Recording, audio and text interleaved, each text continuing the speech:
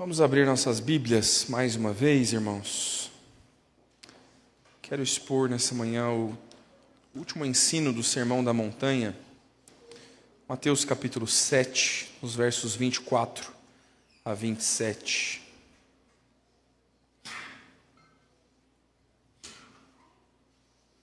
Não esqueci que eu estou expondo João não, tá? Nós vamos voltar. Vamos até o final de João, com a graça do Senhor, mas com pausas estratégicas. Alguns assuntos são bastante importantes. Mateus capítulo 7, dos versos 24 a 27. Vou fazer a leitura, peço que você acompanhe comigo.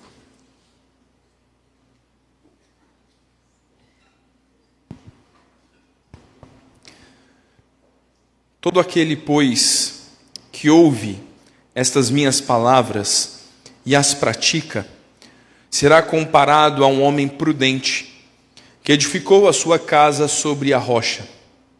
E caiu a chuva, transbordaram os rios, sopraram os ventos, deram com ímpeto contra aquela casa, que não caiu, porque fora edificada sobre a rocha.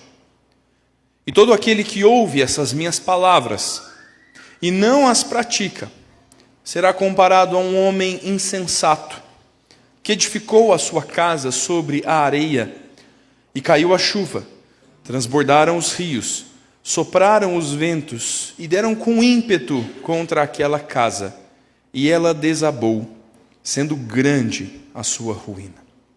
Vamos orar mais uma vez?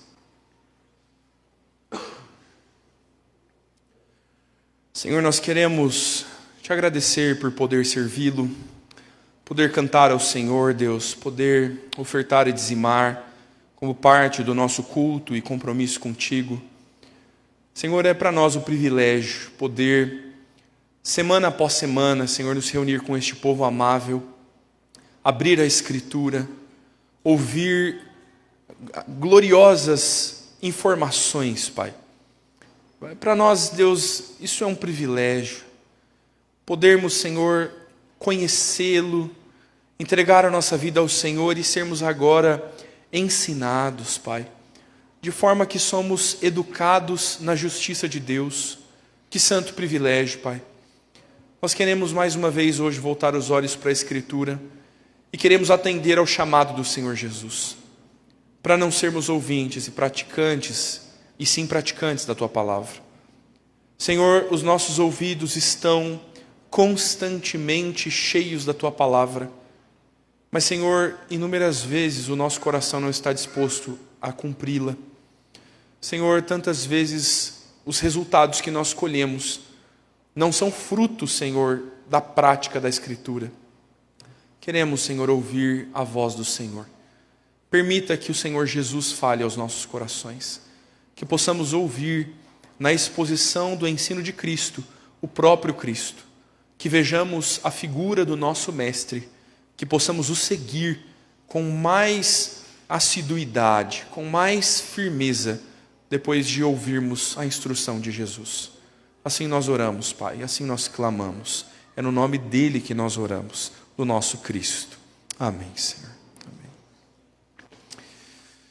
Meu irmão, tem uma jovem americana, eu queria saber se você a conhece. Ela se chama Catherine Elizabeth Hudson. Alguém a conhece? Já ouviu falar dessa jovem? A Catherine é uma jovem criada numa família evangélica rigorosa. Os pais dela, ambos eram pastores. E se o pai e a mãe eram pastores, você imagina que é uma igreja pentecostal, né? A mãe também havia sido ordenada ao sagrado ministério. Essa jovem cresceu cantando na igreja, sendo educada na palavra do Senhor, seus pais como família pastoral a ensinando, até que em algum momento, todo aquele ensino ouvido, todas aquelas músicas cantadas de cor e salteado tomaram um novo rumo. Essa jovem adotou não mais Catherine Elizabeth Hudson, mas ela adotou o nome de Katy Perry. Você conhece Katy Perry?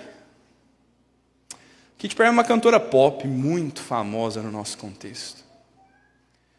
É difícil imaginar que uma jovem como essa, cantora pop, e hoje, no posto em que ocupa no global, que ela tenha sido ensinada nas mesmas palavras que eu e você falamos dominicalmente aqui. Quando o Katy Perry escreve uma música, que a tradução diz assim: isso nunca foi como eu planejei, não era a minha intenção. Eu fiquei tão corajosa, com a bebida na mão, perdi a minha discrição. Não é o que eu estou acostumada a fazer, só quero te experimentar. Eu estou curiosa sobre você, atraiu a minha atenção. Eu beijei uma garota e gostei. Eu beijei uma garota e eu gostei. É a 6ª música mais ouvida da Katy Perry no Spotify. A gente tem uma versão brasileira disso. Você conhece o Daniel Garcia Felicone Napoleão? Olha que nome bonito. A Aline conhece, e os alunos do Breve Catecismo também. Daniel Garcia é um jovem que cresceu numa igreja famosa no Brasil, a Igreja Renascer. Se você é evangélico há mais de 10 anos, você ouviu muito Renascer, Praise, né? Todos os CDs lançados eram comprados pelo meu pai. Sim, jovens, CDs. Vocês nem sabem o que é isso, né? Manu, você sabe o que é um CD? Você sabe o que é um CD? Ela não faz ideia do que é um CD. Você está muito velho, meu irmão. O Daniel Garcia foi criado pelos pais na igreja. A sua mãe era cantora do grupo Renascer. Ele cresceu cantando na igreja, sempre muito incentivado pela sua mãe. Desde os 6 anos de idade ele cantava na igreja. Meu irmão, pensa na nossa alegria de ver um menino de 6 anos cantando junto com o coral. O Daniel, aos 13 anos, entre os 8 e os 13 anos, ele não só cantava na igreja, mas ele lançou alguns discos pela Igreja Renascer. Ele gravou CDs de música gospel dos 8 aos 13 anos. É o tipo de coisa que a gente sente que o nosso filho é um miserável perto de um garoto desse, né? Você fala, rapaz, esse menino é uma bênção. Na adolescência, o Daniel fazia aulas de teatro e a igreja se escandalizou muito com ele, quando em algum momento ele fez uma peça teatral ou algo semelhante e ele se vestiu de mulher. Foi um escândalo para a igreja. Mas parece que o Daniel decidiu encaminhar neste trilho. E hoje ele já não se chama por Daniel Garcia. Não tem nenhum preconceito e discurso de ódio, tá, meu irmão? Estou só te contando a história. Ele se chama por Glória Groove. O Daniel, que cantava na igreja desde os 6 anos e gravou alguns CDs, e talvez alguns de nós tenhamos ouvido as suas músicas gravadas na igreja, ele agora é Glória Groove. Ele é uma cantora e compositora drag queen brasileira, abre aspas, conhecida por hits como A Queda e Bumbum de Ouro. Escandalizei você, meu irmão? Que bom que eu te escandalizei. É importante para o sermão dessa noite. Sabe aquela história de estudos indicam? Estudos indicam que toda vez que você precisar ganhar uma discussão e você não souber, você diz: teve um estudo numa universidade americana, e em seguida você pode falar o que você quiser, porque ninguém nunca vai conferir a fonte, né? Mas olha, tem uma revista eletrônica de saúde mental, ela se chama SMAD, Revista Eletrônica de Saúde Mental de Álcool e Droga. A edição em português, no volume 10, número 2, publicada em Ribeirão Preto, em agosto de 2014, para te mostrar que isso aqui não é informação citada ao léu.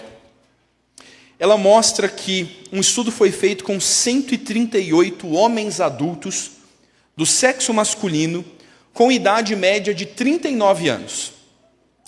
Dentre esses homens adultos, esses 138 homens que foram alvo da pesquisa, eles tinham 63% deles eram usuários de álcool. Dos 138, 63% bebiam álcool. 50,8% deles confessaram que usavam drogas. Eles eram consumidores de álcool. 50% deles também afiliados à religião católica, não praticantes. 35% deles frequentavam apenas aos finais de semana. Perdão, te dei a informação errada. Os que usavam droga não eram 50%, eram só 43%. Ufa. Desses, 72% praticavam a sua religião. 47,2% frequentavam algum tipo de sessão religiosa todos ou quase todos os dias, segundo a sua própria palavra. Está coerente para você a religiosidade, o uso de drogas, o uso de álcool? Como que alguém que afirmativamente se diz cristão e frequentador de reuniões evangélicas está cativo ao álcool e às drogas? Meu irmão, se você já teve a experiência de evangelizar moradores de rua, você muito provavelmente já deve ter descoberto que quando você abre a Bíblia, eles sabem inúmeros textos de cor.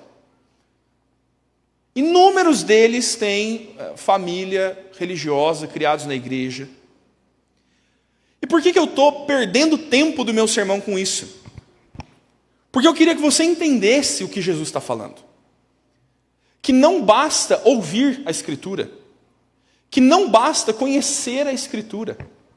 Que constantemente pessoas que ouviram muito, conheceram muito, acumularam muito, cantam os mesmos cânticos que nós de cor, estão nos piores caminhos possíveis quando avaliados biblicamente.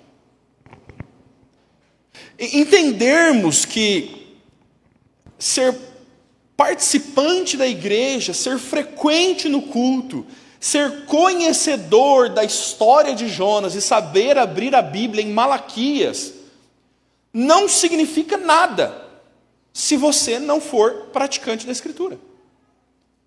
E é o Senhor Jesus quem está fundamentando isso. O Sermão da Montanha, todo ele, é um ensino de Jesus aos crentes. O Sermão da Montanha não é dirigido aos fariseus, não visa simplesmente a evangelização daqueles que nunca ouviram sobre Deus. O Senhor está explicando agora para aqueles que são seus discípulos, para aqueles que já são seus seguidores, como eles deveriam viver. O Senhor Jesus começa nas bem-aventuranças, fala dos benefícios do reino de Deus, das alegrias que têm os cristãos. Ele discorre sobre inúmeras questões do Antigo Testamento. Fala sobre juramento, sobre jejum, sobre oração, como os irmãos estudaram na última semana e vão estudar na próxima, 2 textos do Sermão do Monte. O Senhor Jesus explica o que é de fato adultério, o que é cobiça, que o caminho de Deus é estreito. Ele expõe uma sistemática da vida cristã.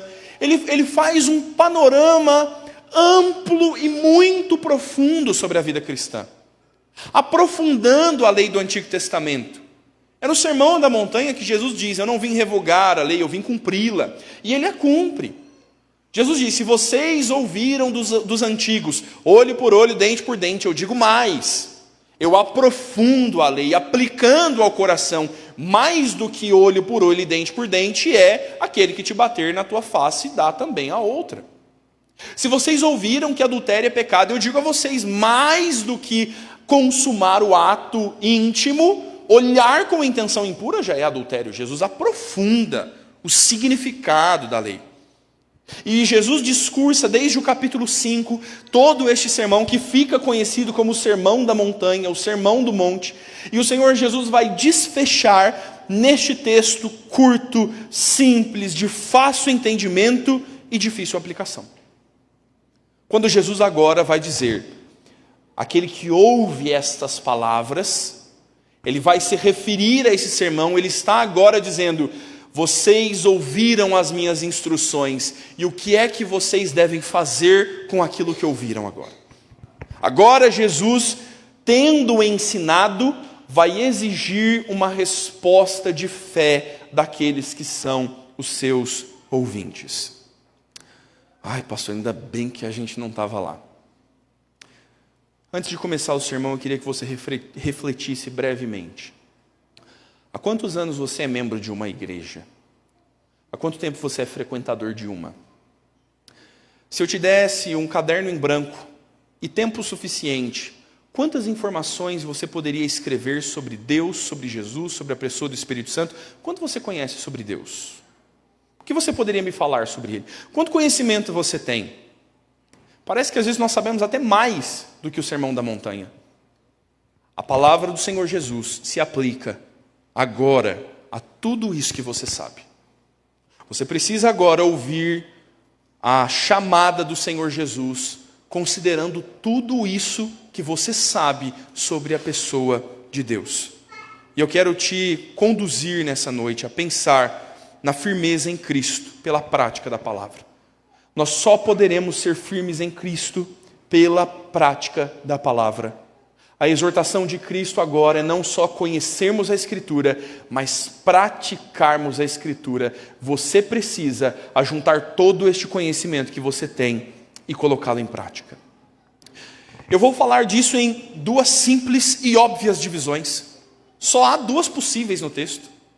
Aquele que faz a sua casa sobre a rocha e aquele que faz a sua casa sobre a areia. É difícil conter a criança de EBD dentro de nós cantando. Não faça sua casa na areia. É difícil, mas faça um esforço. No final do culto a gente canta, de repente. O Senhor Jesus discorre então sobre a primeira dessas figuras no final do seu sermão. Ele diz: todo aquele que ouve essas minhas palavras e as pratica, será comparado a um homem prudente que edificou a sua casa sobre a rocha. E caiu a chuva, transbordaram os rios, sopraram os ventos e deram com ímpeto contra aquela casa que não caiu, porque fora edificada sobre a rocha. O Senhor Jesus sabe que os seus ouvintes estão ali atentos. As informações foram recebidas, os ensinos foram registrados. E quando ele diz sobre estas minhas palavras, é a referência de todo o sermão que ele acabou de ensinar.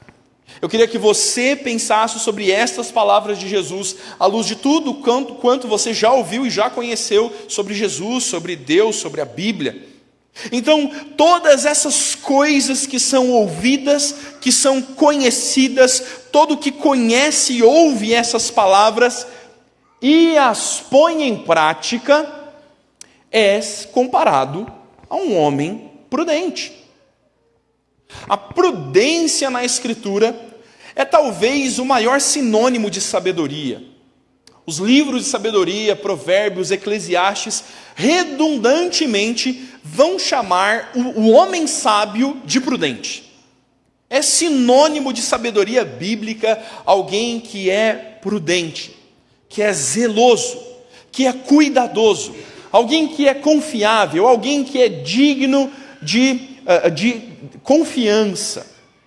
O Senhor Jesus diz que somente é possível ser alguém sábio, ser alguém prudente, ser alguém firme, alguém confiável, se essas palavras todas que nós conhecemos, se elas são praticadas. Porque se elas são praticadas, a comparação de Jesus agora é com a construção da casa. Um homem prudente constrói a sua casa firmado em uma rocha. Converse com os engenheiros sobre isso. Você já viu um prédio em Santos, na cidade de Santos, que ele é assim, ó? A turma não estudou o solo antes de construir. A explicação de Jesus faz jus ao contexto. As nossas construções hoje são muito mais modernas e sólidas do que as construções deste contexto. Inúmeras delas, meu irmão, as casas simples em que as pessoas moravam eram feitas de pedras encontradas ali na região e na natureza, unidas por argamassa, e elas tinham telhados de palha. É por isso que Jesus fala que os ladrões escavam e roubam as casas. É uma casa que não tem concreto armado como tem o seu prédio. Então, alguém que vai se lançar a construir uma casa precisa ser muito cuidadoso. Não há vigas, não há colunas, não há armações de aço. Há tão somente pedras, algumas que são postas em esquinas, algumas que são colunas um pouco mais sólidas, e argamassa. Se não há firmeza do solo, a chuva vai fazer a erosão das paredes e aquela casa vai ruir. Então a melhor forma de você construir uma casa durável é você encontrar um solo firme, rochoso. Este é o homem prudente. Este é o homem sábio. Alguém que pratica a palavra é alguém que procura um lugar sólido e seguro para construir a sua vida. Praticar a palavra é construir bem a sua vida. Porque, meu irmão, vai chover, os rios vão transbordar, os ventos vão cair sobre a sua casa. É essa a ideia do texto de dar com ímpeto. Lembra dos 3 porquinhos? E quando essas coisas acontecem, na vida de um homem que construiu a sua casa em uma pedra, em uma rocha sólida, por mais que transbordem os rios e soprem os ventos, a casa não cai. E a razão é o fundamento da casa. Vamos olhar para o homem insensato agora.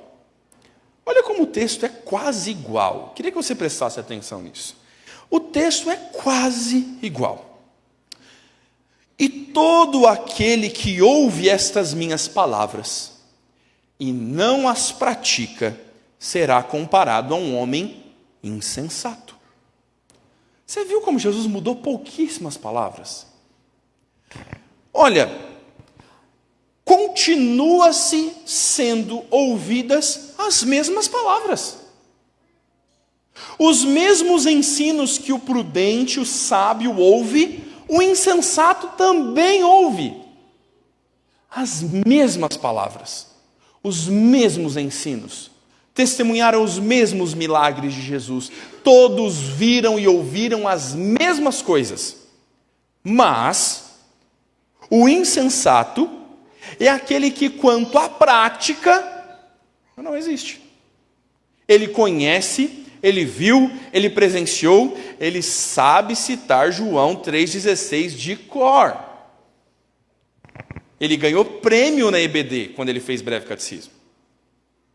Mas todo este conhecimento maravilhoso e profundo não foi exercitado, praticado, posto na vida diária.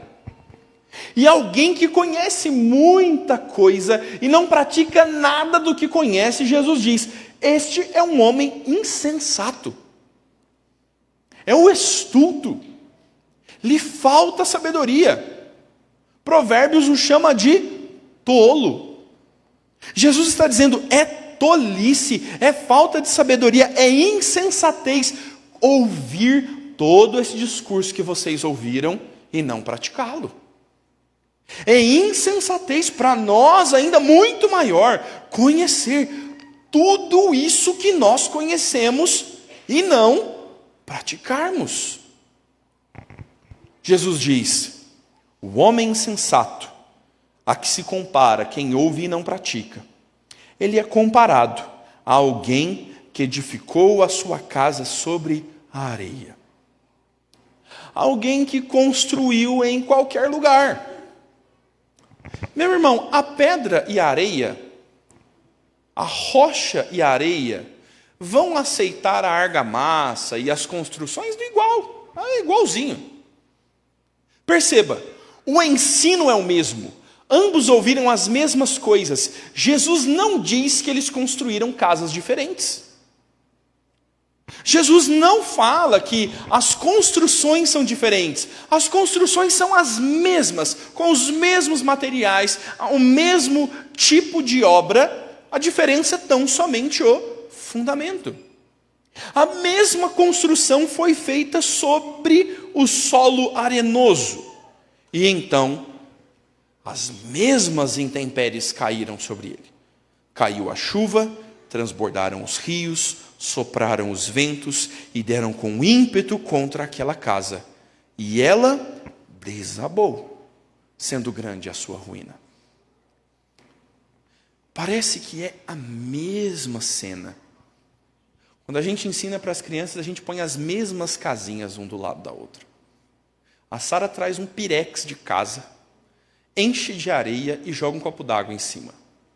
Assim, para ficar bem entendido por todos. Esta é a cena de alguém que vai construir a sua casa sobre a areia. Os rios vão transbordar.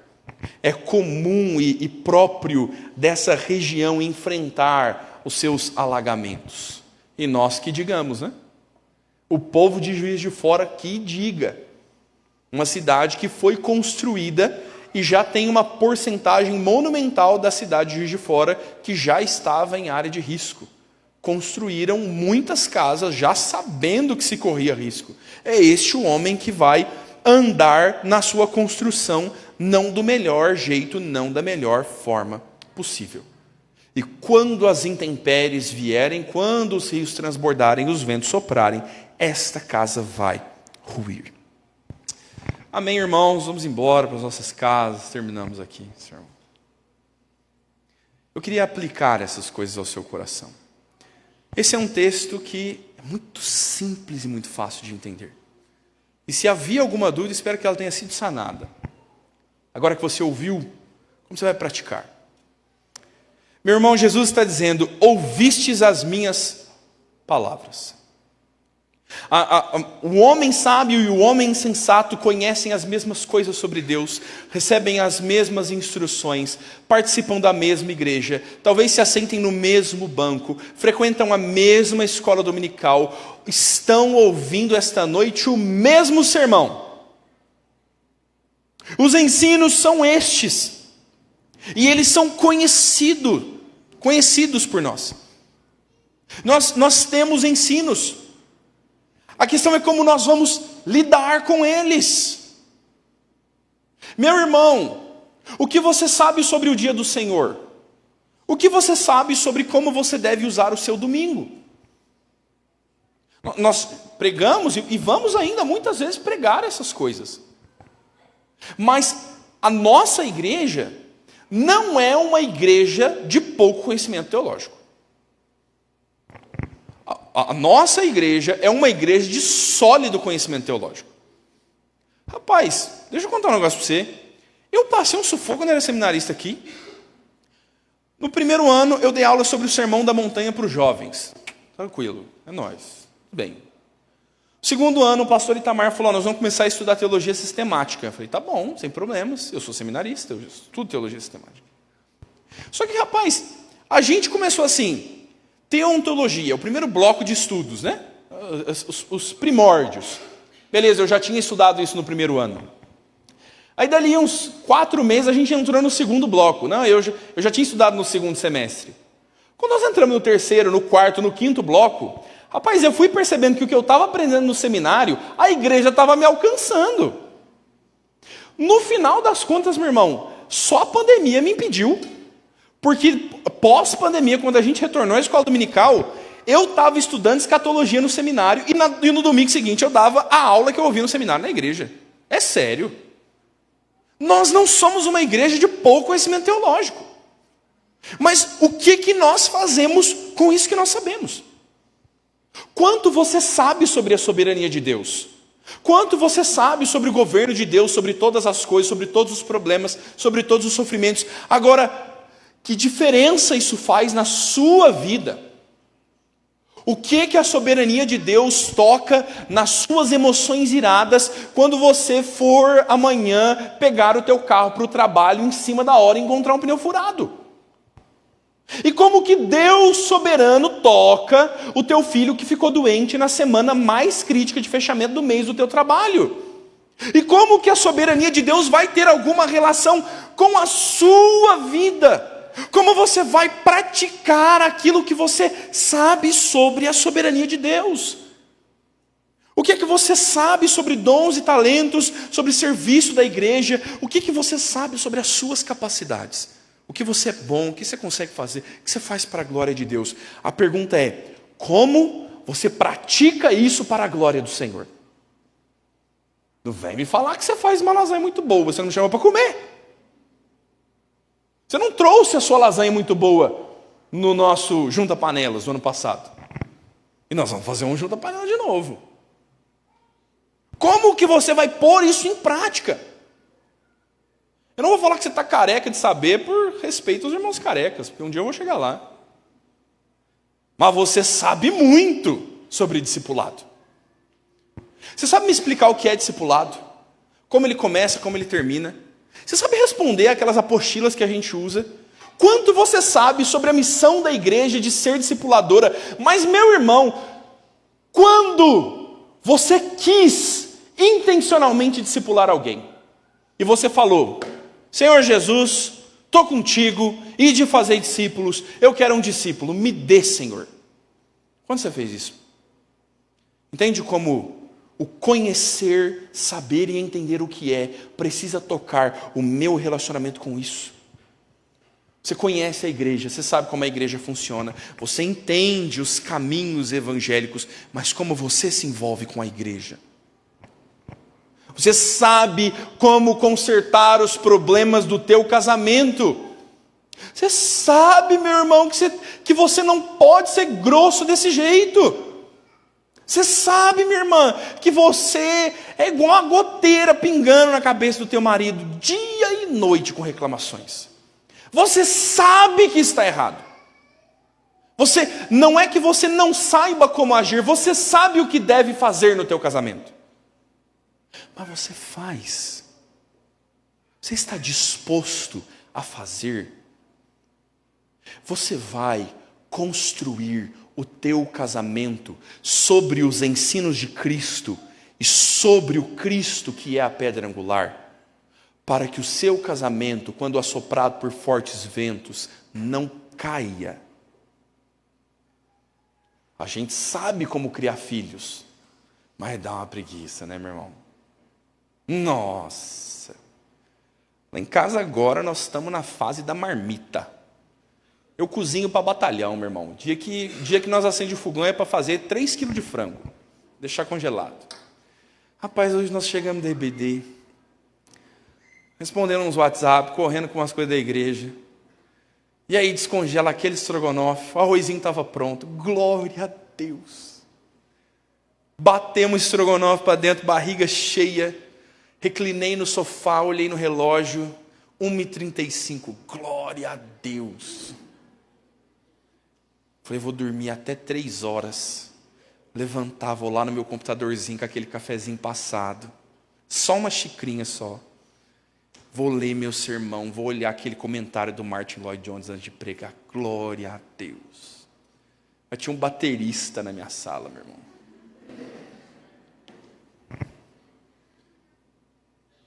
Dá muito trabalho. Mas muito trabalho. Quem não tem filhos ainda, irmãos, não é que é caro, não. O problema não é pagar o filho, não. O problema é criar o filho. E isso pode ser algo glorioso. Você recebeu um ser humano e Deus falou: pega esse ser humano que eu botei aí na sua mão e ele vai obedecer sobre todas as pessoas do mundo. Você será a maior autoridade que eu instituí sobre ele e você vai ensiná-lo sobre cada uma das coisas. E eu vou te ensinar como ensinar. Eu vou te dizer o que você vai falar, quando você vai falar, o que você vai fazer quando ele não te ouvir, e de vez em quando ele vai chegar e vai te dar um chamego que você vai derreter. A gente sabe o que tem que fazer para criar os filhos. E a gente quer filhos edificados sobre a rocha que é Cristo. A pergunta é: você faz o que você sabe que deve fazer? Você teria a ousadia de num domingo de manhã botar esse menino para fora da cama, enfiar um Nescau e um pão com manteiga na boca dele e trazer ele para uma escola dominical? Você seria audaz o suficiente para dizer não para o seu filho, para a glória do Senhor? Eis a razão porque a criação de filhos rui quando chega na juventude, porque nós não praticamos aquilo que nós conhecemos. Como é que você vai lidar, meu irmão, com a tua ansiedade, com as suas tristezas, com as suas mágoas, com a sua falta de perdão aos outros? Você vai me dizer que você não faz ideia do que fazer com isso? Você vai me dizer que alguém pecou contra você, você está com uma raiz de amargura no coração, e você tem coragem de me dizer: pastor, eu não sei o que fazer com a pessoa que eu tenho que liberar perdão. Se você não sabe, meu irmão, você está no topo da minha agenda, eu te atendo essa semana na hora que você quiser. Eu passo um café para você 3:30 da manhã, você pode ir lá em casa, se você quiser eu vou na sua. Eu faço chamado de vídeo, sinal de fumaça, o que você quiser. Porque eu não acredito que você não saiba. Eu acredito que você entenda e você não queira praticar o que Cristo está dizendo. E aí, meu irmão, os nossos relacionamentos, quando sopram os ventos, eles desabam. Os nossos relacionamentos desabam. E nós dizemos: mas o que é que foi que aconteceu? Nós sabíamos como consertar os relacionamentos e nós fomos insensatos e não fizemos o que deveríamos fazer. É assim que nós falhamos com os nossos esforços no trabalhar demais, nesse perfeccionismo. Eu sei que eu sou perfeccionista, mas eu preciso terminar esse negócio desse jeito, porque eu quero que seja assim. Então faz do jeito que você quer fazer. Põe o perfeccionismo no trono do teu coração e rejeita todas as outras coisas. E quando seu coração estiver insatisfeito e frustrado, que você descobrir que você não consegue fazer perfeitamente, que tudo que estava ao redor dessa tarefa ruiu, que você negligenciou todas as coisas para fazer perfeitamente aquela que você quis fazer, aí você fala: eu acho que não deu muito certo não. E não é que você não sabia como lidar com o seu perfeccionismo. Você já sabia que essa camisa não ficaria perfeitamente passada. Você já sabia que ajeitar o olho dessa maquiagem não ia ficar exatamente igual dessa maquiagem, mas o seu perfeccionismo te fez chegar no culto atrasado. Chega no culto atrasado, perde a confissão de pecados, para tentar fazer o olho do gatinho desse lado igual o olho do gatinho. Olha eu expondo o coração das irmãs aí, ó. Meu irmão, você precisa praticar o que você sabe. O ensino é o mesmo para todos. A Bíblia é a mesma Bíblia aqui e é lá no sul da Ásia. Eu fui lá e eles têm a Bíblia também, mesmo ensino. A Escritura e o ensino são o mesmo para todos.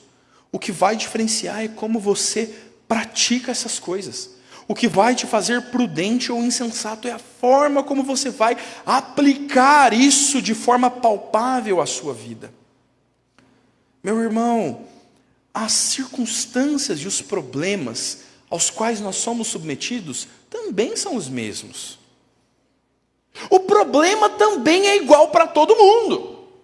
Se você não está convencido disso, leia Eclesiastes. Olha, o rio que transbordou e o vento que soprou foram fortes, deram com ímpeto contra a casa do prudente e contra a casa do insensato igualzinho. Porque essa, normalmente, é uma das maiores objeções existentes. Pastor, eu sei o que eu devo fazer, mas eu não consegui fazer porque a minha vida está. E aí segue-se uma lista de murmúrios. Parabéns, meu irmão. Você está com câncer? Você está com câncer? Não está. Não está. Alguém não perdeu o emprego como você, mas alguém tem câncer. Eclesiastes diz que algo que há, uma vaidade que há sobre a terra, algo terrível debaixo do sol é que as mesmas coisas sobrevêm ao justo e ao ímpio. As mesmas coisas acontecem a todos. E Deus não vai te poupar das circunstâncias. Deus não vai te poupar dos problemas. Não é porque você é alguém prudente, sábio, que ama Jesus e pratica a palavra, que Deus não deixará que as águas transbordem e que os ventos soprem sobre a sua casa. Jesus vai deixar isso acontecer. Ele vai deixar. Para que você veja um rio correr da porta para fora. E você tenha solo firme debaixo dos seus pés. E você firme os pés sobre Cristo. E você glorifique a Deus, porque a sua vida não ruiu no meio de uma tempestade, e a razão é Cristo. Ele vai te permitir passar por tribulações, por provações, por luto, por doenças, por perda, por decepções. Você vai ser odiado, você vai ser rejeitado, você não vai ser benquisto. Essas coisas vão acontecer, elas acontecem com os crentes, elas acontecem com os ímpios, mas a diferença do resultado que essas circunstâncias produzem é a rocha que é Cristo. Meu irmão, posso dizer que se lasque? Ou você vai achar que eu estou sendo muito baixo? Mas que se lasque a próxima eleição?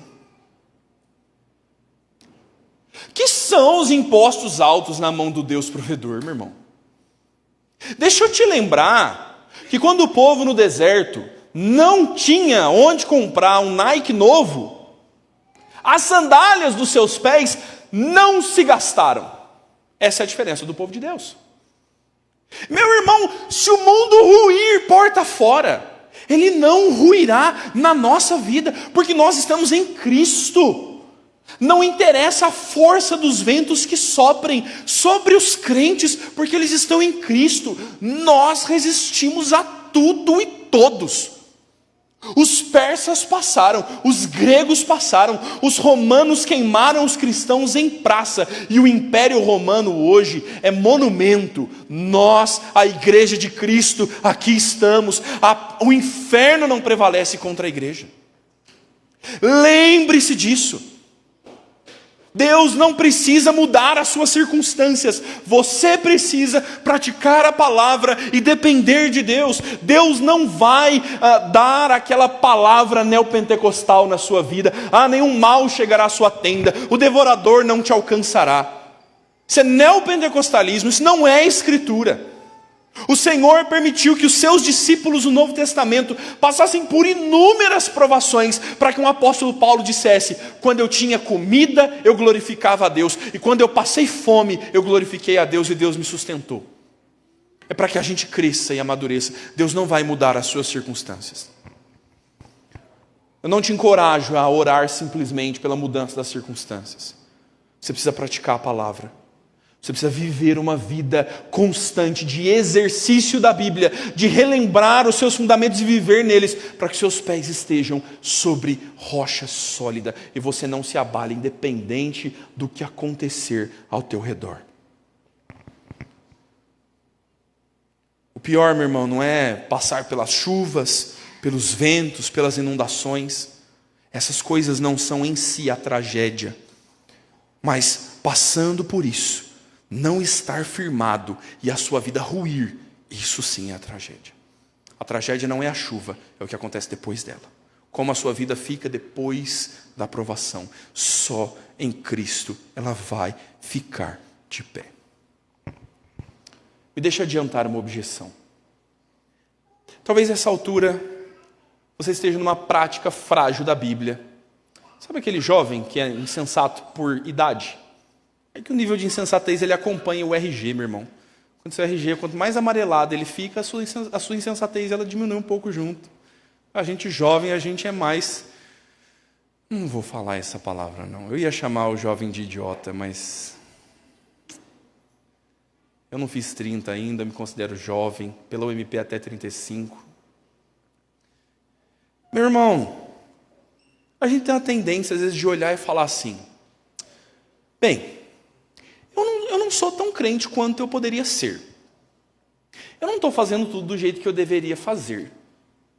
Isso aí que o pastor está falando, sobre ser um fiel praticante, estar firme com Jesus, senão a vida vai desmoronar. Rapaz, olha, eu não estou muito esforçado não, mas a minha vida não desmoronou não. Sabe o menino que a mãe fala assim: estuda que você vai bombar na prova. ele não estuda e passa na prova. Ele olha e qual a conclusão que ele tira? Não precisa estudar não. Ó, parece que alguns ventos sopraram e a minha casa não ruiu, mesmo eu não sendo um fiel praticante da palavra, mesmo eu não exercitando o que eu aprendi. Deixa eu tratar essa objeção com uma história boa lá de Minas. Você estava com saudade de eu contar a história da roça, né? Meus pais sempre foram do grupo de louvor. Eu cresci indo para a igreja 3:30 da tarde, irmão. Eu entendo a sua dor. 3:30 da tarde, sai aquele sol, todo mundo na casa da avó, a avó falando, você vai levar ele já para a igreja? Deixa ele aí, o menino. Não, vou deixar não, que você chega atrasado, vamos embora. Toma banho, vai para a igreja, 3 horas da tarde. Ficava lá fazendo bagunça na igreja, que eu lembrei de um fato, que uma vez joguei papel higiênico no teto do banheiro da igreja, enquanto meus pais ensaiavam no conjunto, mas... no final do culto, o diácono me pegou e falou, vem cá, você é a única criança que estava aqui na igreja. Estava se preparando para ir para a igreja numa dessas, e aí, domingão, meio da tarde, um sol quente, a gente morava a 2 quarteirões da igreja. Nós éramos de uma igreja diferente da presbiteriana na época, a igreja Betesda. Eu era criança, eu estimo que eu tinha uns 8 anos nessa época, e aí bateu um chuvão, rapaz, bem assim no horário de ir para a igreja. Eu já tinha tomado banho, estava ali no meu quarto era a janela de frente da casa. A gente morava numa casinha pequena, o fundo da nossa casa era um ribeirão, uma rua sem saída, bem simples, bem pequena a casa. E aí eu estava debruçado na janela, contemplando a obra do Senhor. Rapaz, sempre gostei de ficar assistindo chuva. E fogueira também. Também é muito legal de assistir fogueira. Estou olhando, rapaz, aquela chuva, chovendo torrencialmente. E aí, assim, a água começou a encher as poças das calçadas, e aí ela subiu um pouquinho ao ponto de emendar as 2 calçadas. Preencheu a rua, assim, sabe aquela face de água, assim, preencheu a rua. E eu assistindo, né, rapaz? Daqui a pouco a água subiu mais um pouquinho, a água começou a margear a calçada, assim. E eu lá assistindo a chuva, a água subiu a calçada. E eu, nossa, que legal. Tudo isso, uns 15 minutos a água subiu esse tanto. Passado mais uns 5 ou 6 minutos, a água começou a cruzar por baixo do portãozinho de casa. Um portãozinho de gradeado, assim, você via a rua, e a água cruzou assim e começou a chegar no quintal. No quintal eu nunca tinha visto. Fui lá. Mãe, você não vai acreditar. A água chegou no portão do quintal. E minha mãe arrumando o gatinho aqui do olho, né? Tá lá, tá bom. Eu corri de volta para olhar a chuva. Tô lá na minha janela assistindo a chuva, rapaz. A chuva começou a encher o quintal de casa. A chuva chegou no primeiro degrau. Tinham 2 degraus e uma varandinha. A chuva foi enchendo o primeiro degrau e aí começou a margear as ondinhas assim, marolarem por cima do degrau. Mãe, a água chegou no primeiro degrau de casa. Aí minha mãe parou. Aí ela parou. Como assim no primeiro degrau? Foi lá olhar. Tiago do céu! Nossa, a rua está enchendo. E meu pai chegou, olhou, não, vamos terminar, daqui a pouco a gente vai para a igreja, tá tudo certo, ver a vida. Rapaz, a água subiu o primeiro degrau, o segundo degrau, a varanda. Tenho nítida na minha cabeça a água entrando por debaixo da porta da sala. Aí ficou ruim. A gente já podia ter saído de casa. Meu pai correu para tirar o carro da garagem, era o carro de trabalho, tirou o carro da garagem, levou para uma altura do bairro. Eu e minha mãe ficamos sozinhos em casa. Os meus pais, antes do meu pai sair para tirar o carro, uma correria, levantou a geladeira, botou a geladeira de lado, tentando subir as coisas, e a água começando a entrar em casa. Meu pai foi socorrer um parente que morava na rua de trás, tinha idosos na casa. Eu e minha mãe ficamos, ela no sofá de lá, eu no sofá de cá. e um monte de coisa empilhada em cima do sofá, cada um num sofá. Parou de chover, mas o riacho continuava enchendo a casa. Encolhidinho no sofá, assim, ó, com a água no meio do sofá, torcendo para não subir mais. E meu pai fora de casa. E apareceu uma barata nadando na enchente. Eu lembro que minha mãe me jogou uma régua de 1 metro que ela tinha. Minha mãe dava aula, tinha uma régua de 1 metro. Ela me jogou e falava assim, afasta a barata. E eu batia na barata, a barata nadava para o sofá dela. Naquela noite, meu pai voltou, depois de ter socorrido a família, me botou sobre os ombros para atravessar a enchente, água no peito, a gente saiu de casa. Fui para a casa da minha avó, tomamos um banho daquela água de enchente, ficamos lá no quartinho de hóspede. Meu avô trouxe uma televisãozinha preto e branco assim, domingo à noite, tela quente, eu nunca tinha ficado acordado até tão tarde, estava passando Velozes e Furiosos, domingo, né? Meu irmão, ouça a voz do Senhor. A água está na calçada. Esse rio vai transbordar. Essa enchente vai ruir a tua casa se você não se atentar para a palavra de Deus. Ouça a voz do Senhor. Não seja um insensato dizendo, não tem problema, não vai chegar aqui. Jesus disse que é grande a ruína na vida daqueles que não praticam a palavra. Você precisa praticar tudo isso aí que você está sabendo. Meu irmão, se você não assumir um compromisso com a Escritura, as suas paredes e o seu teto vão cair sobre a sua cabeça. Você precisa pedir perdão. Você precisa desenterrar esse talento e começar a servir os seus irmãos em Cristo. Você precisa trabalhar. Você precisa lidar com o teu pecado de estimação. Ou você vai expurgá-lo, ou ele vai matá-lo. Você precisa praticar a Escritura para que a sua vida não desabe. A única coisa que faz diferença entre um e outro neste texto é a prática da Escritura. E você não pode ser negligente quanto a isso. E você precisa, no final das contas, atender ao Senhor Jesus. E os ensinos de Jesus não são fáceis. Talvez você se depare com a dificuldade dizendo, isso é radical demais, isso é invasivo demais, isso é vergonhoso demais, eu não quero fazer isso. Então, que rua o telhado sobre a sua cabeça, que desmanche a sua casa, porque o Senhor está advertindo que por mais difícil que seja praticar a palavra do Senhor Jesus, não há uma terceira via. Ou se vive sólida e regularmente, ou se põe em prática tudo que você escuta, ou você vai se tornar um mero ouvinte das Escrituras, como Judas foi um mero ouvinte das Escrituras e terminou em ruínas. Como Demas foi um gracioso ouvinte das Escrituras, um discípulo de Paulo e não vivendo uma vida na palavra, amou o presente século e abandonou o Evangelho. Você vai andar nos caminhos que Satanás andou. Conheceu ao Senhor, contemplou a Deus e rejeitou a vida no temor de Deus. E abandonou o Senhor e caiu em pecado. A única distinção que há entre nós todos aqui hoje é aqueles que vão ouvir, ser prudentes, fiéis ao Senhor e praticar.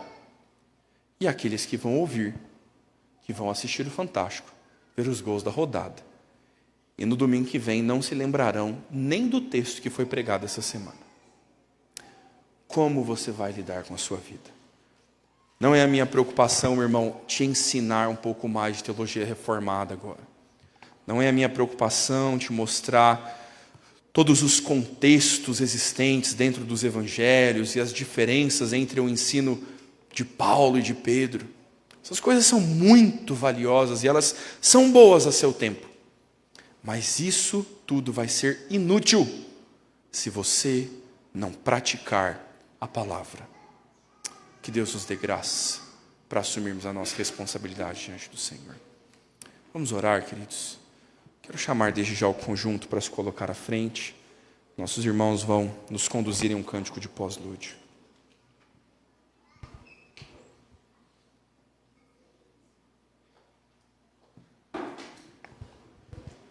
Se coloque de pé, meu querido, para nós orarmos.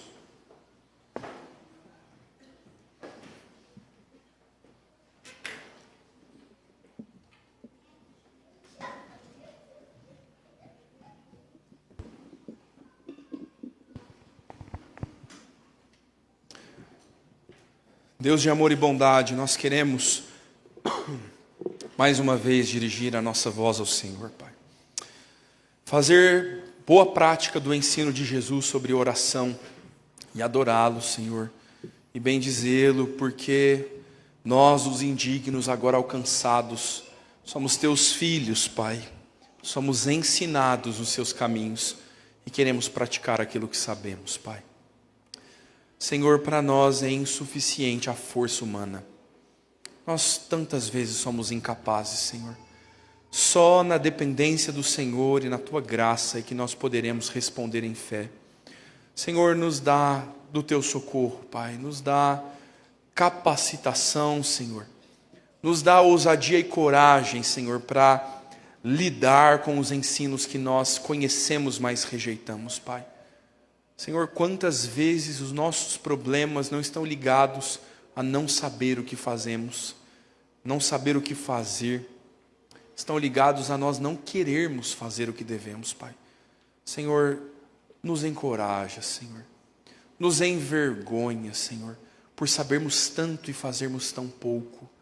Queremos ser responsáveis diante do Senhor, Pai. Nos exorta a uma vida de prática da Tua palavra. Oramos pelo Teu Espírito, Senhor, para que nos mostre no dia a dia, na vida comum, onde é que não temos praticado, nos dá sensibilidade para perceber, Senhor, quando não andamos bem nos Teus caminhos. Nos dá graça, Senhor, e nos ensina. É o que nós clamamos em nome de Jesus. Amém, Pai. Amados, recebam a bênção do Senhor. Que o amor de Deus Pai Todo-Poderoso, que a graça de Cristo Jesus, o nosso Senhor, que as ternas consolações e a comunhão do Espírito Santo repousem entre vós e sobre todo o povo de Deus em toda a terra, hoje e sempre. Amém.